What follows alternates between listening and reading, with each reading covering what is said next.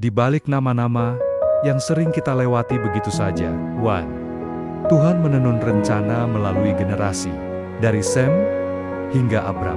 Silsilah ini menunjukkan bahwa karya Tuhan sering bergerak perlahan melalui generasi yang hidup setia tanpa sorotan, yang biasa dapat menjadi bagian penting dari rencana besarnya. 2. Persiapan ilahi mendahului panggilan.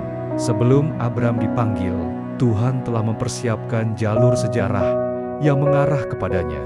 Tidak ada langkah yang terjadi tanpa penataan dari jauh sebelumnya. Sri, luka manusia tetap dalam bingkai rencana Tuhan. Kematian Haran menunjukkan bahwa keluarga ini pun mengalami kehilangan. Namun dari pergumulan itu, Tuhan tetap mengarahkan perjalanan mereka.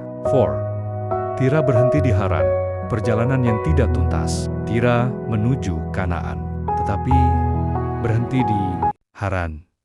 Sebuah gambaran bahwa manusia kadang berhenti sebelum mencapai tujuan, sementara Tuhan menyiapkan generasi berikutnya untuk melanjutkannya. 5.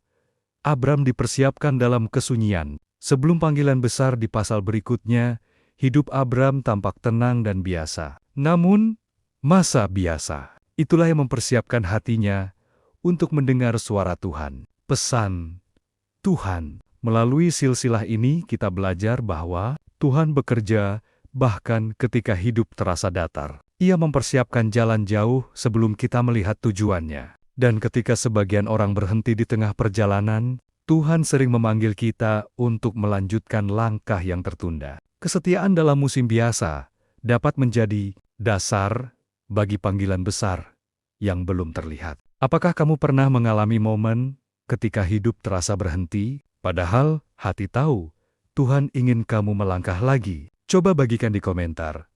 Mungkin pengalamanmu menguatkan orang lain. Jangan lupa subscribe untuk mengikuti penjelasan kejadian ke-12.